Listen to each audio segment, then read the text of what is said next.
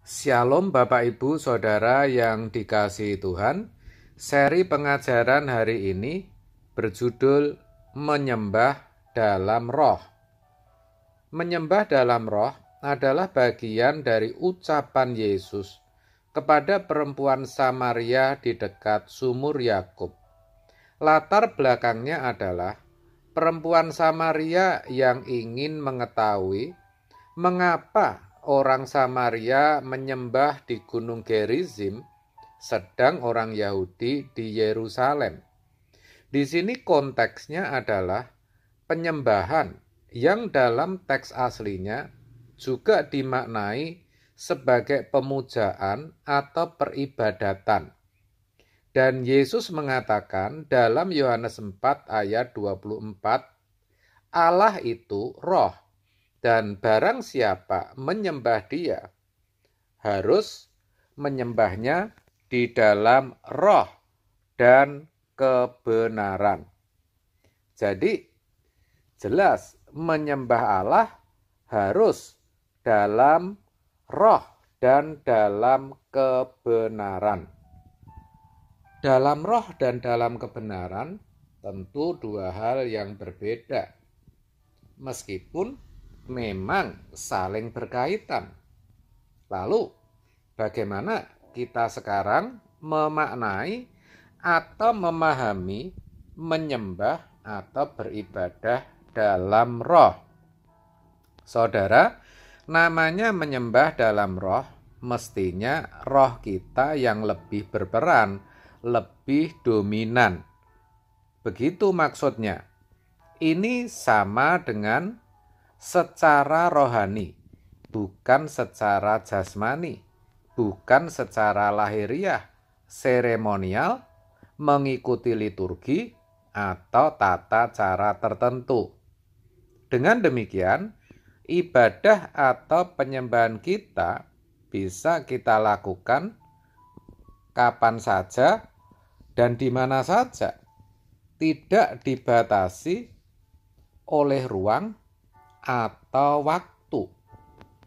Jadi kalau misalnya waktu itu ada PSBB, di mana beribadah dalam kelompok besar atau beribadah di gereja belum dimungkinkan.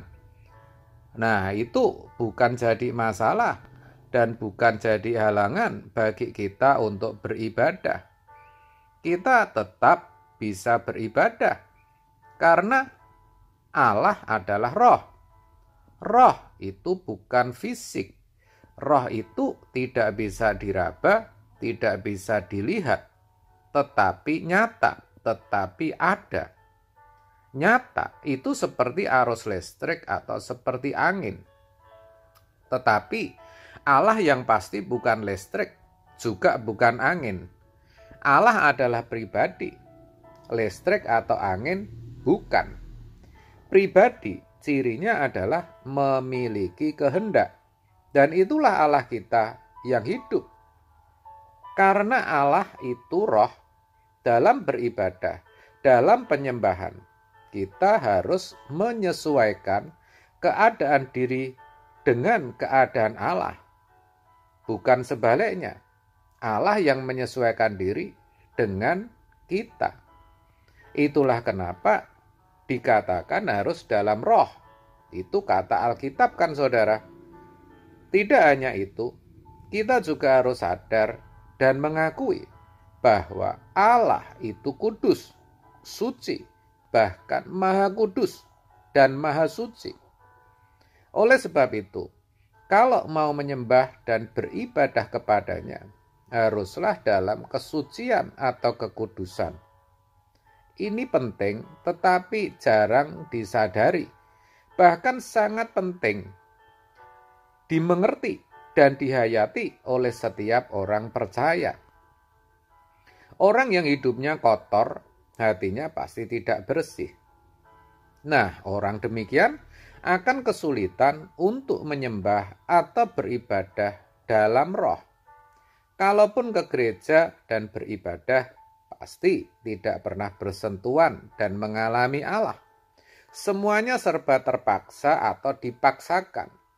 Meskipun tidak ada orang yang tahu, semuanya bisa merupakan kepura-puraan, dibuat-buat, dan dipaksa-paksakan. Jadi sebenarnya percuma. Makanya benarlah jika dikatakan dalam kitab Yesaya, percuma orang memuliakan Allah dengan bibirnya kalau hatinya menjauh dari Dia. Artinya hatinya tidak tertuju kepadanya. Karena memang tidak bisa, hatinya tidak bersih. Memang bisa terlihat kusuk, sepertinya mengalami perjumpaan dengan Tuhan. Padahal semuanya fantasi dan ilusi. Tidak mungkin orang yang tidak terbiasa beribadah dan menyembah Allah dalam kesehariannya tiba-tiba bisa dengan seketika menyembah dan memuja Allah di gereja. Maksud saya, tidak mungkin di gereja bisa menemukan Allah.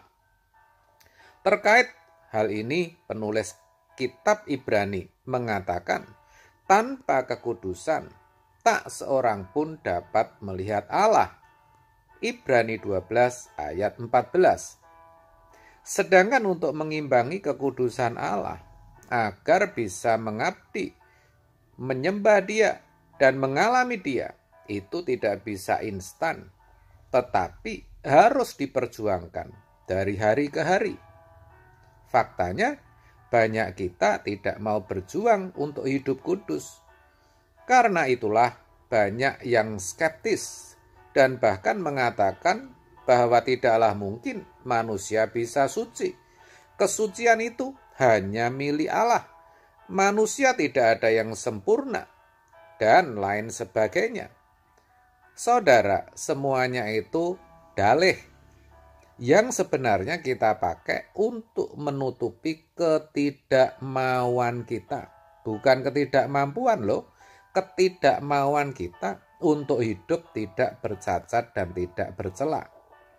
Padahal sebenarnya untuk hidup suci, untuk tidak menyentuh apa yang najis, sangatlah bisa.